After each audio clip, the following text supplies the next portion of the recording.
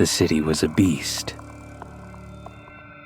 The city was a beast of concrete and steel, and something new was stirring within its heart. A primal instinct, ancient and untamed, was beginning to claw its way to the surface. The moon, a pale disk in the smoggy sky, seemed to watch with a predatory gleam. Panic began to bloom like a dark flower. Curfew was imposed, but it did little to deter the unseen. The howls grew bolder, closer.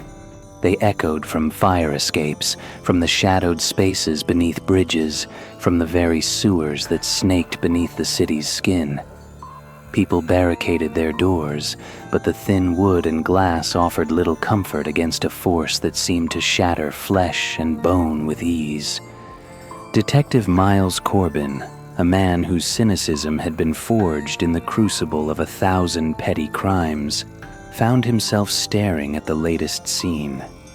It was a butcher shop, the owner a mangled mess of blood and torn apron.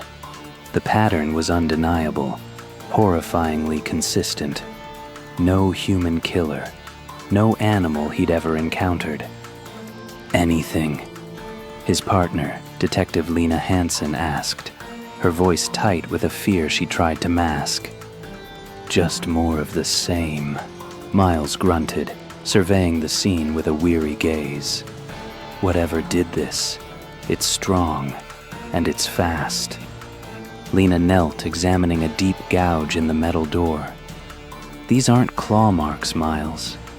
Not like a bear or a wolf. They're sharper, more deliberate. The whispers in the precinct were growing louder, laced with the kind of fear that bordered on hysteria. They spoke of urban legends, of creatures that walked in shadow, of the moon's dark influence. Miles, a man of logic and evidence, dismissed it as mass delusion. But even he couldn't shake the unsettling feeling that something ancient and terrible was at play. The disappearances started next. Not just victims of the attacks, but people vanishing from their homes, their workplaces, their very lives.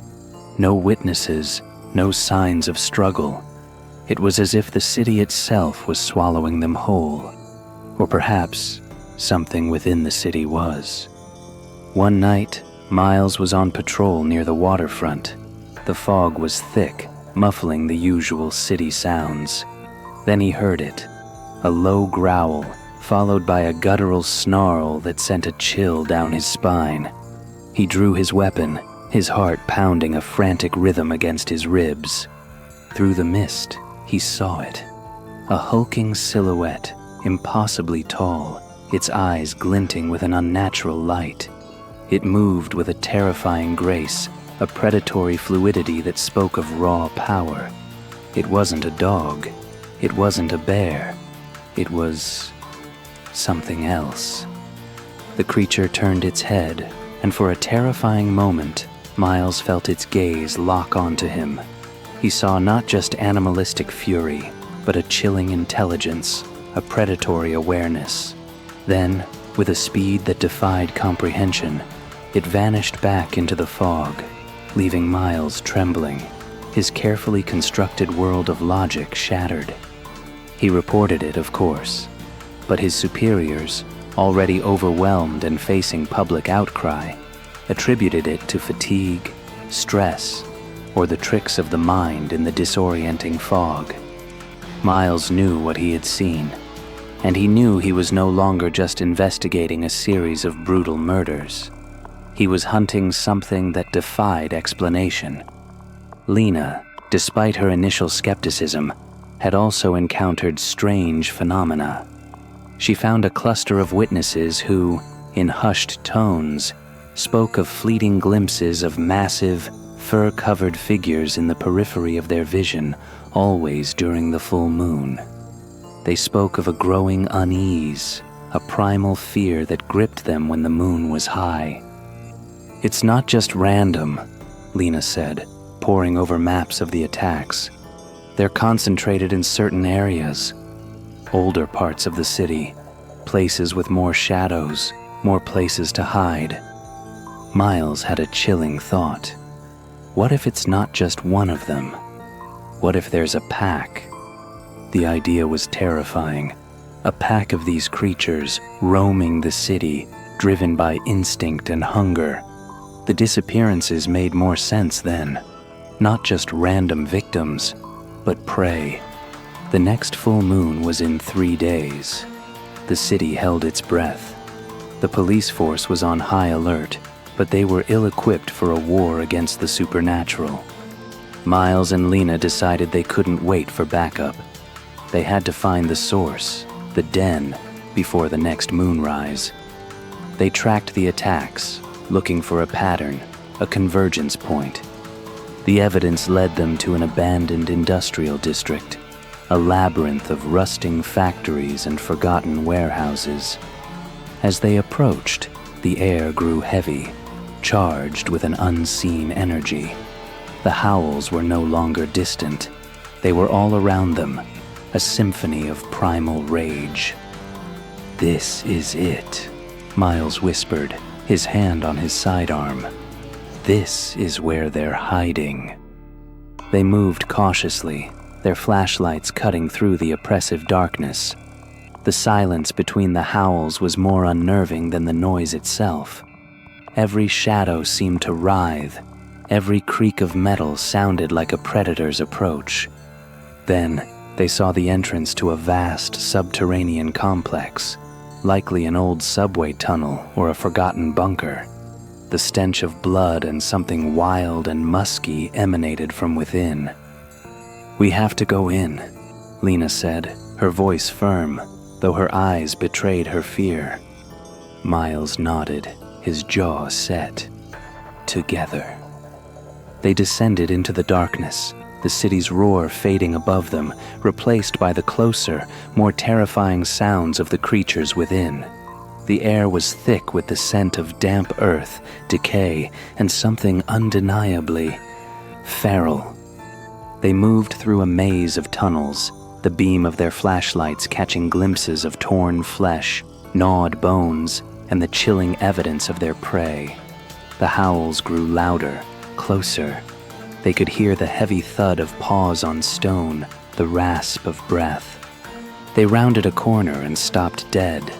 In a vast cavern, illuminated by shafts of moonlight filtering through cracks in the ceiling, stood a pack. Not just 2 or 3, but a dozen.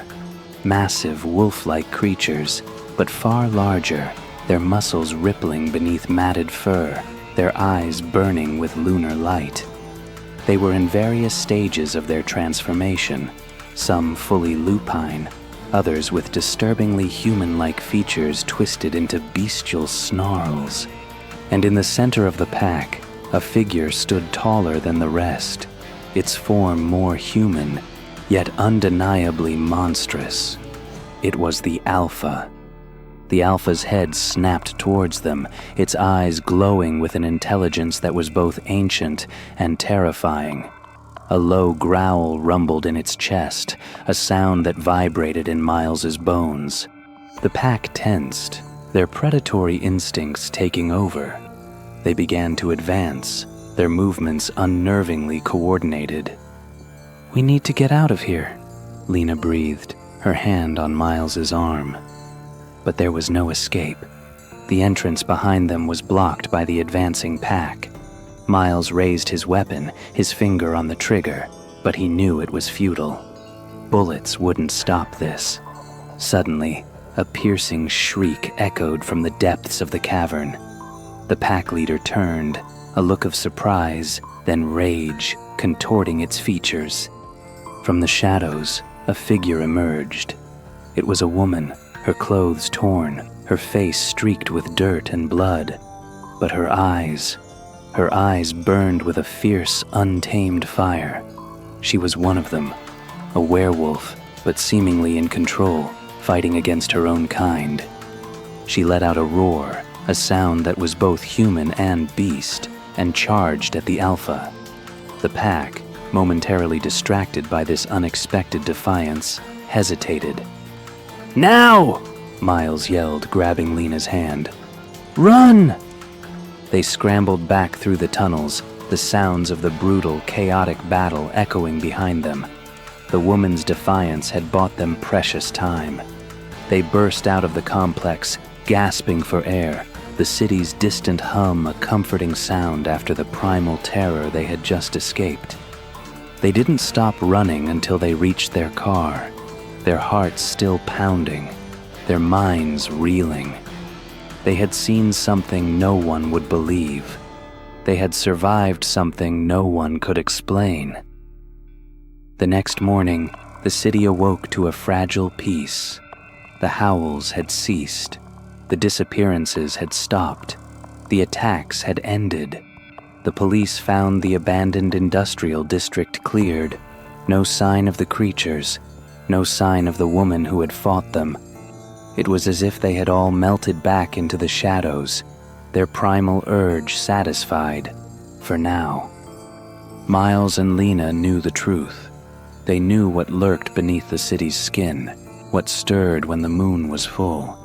They had glimpsed the wild, the untamed, the werewolf city, and they knew, with a chilling certainty, that it would be back.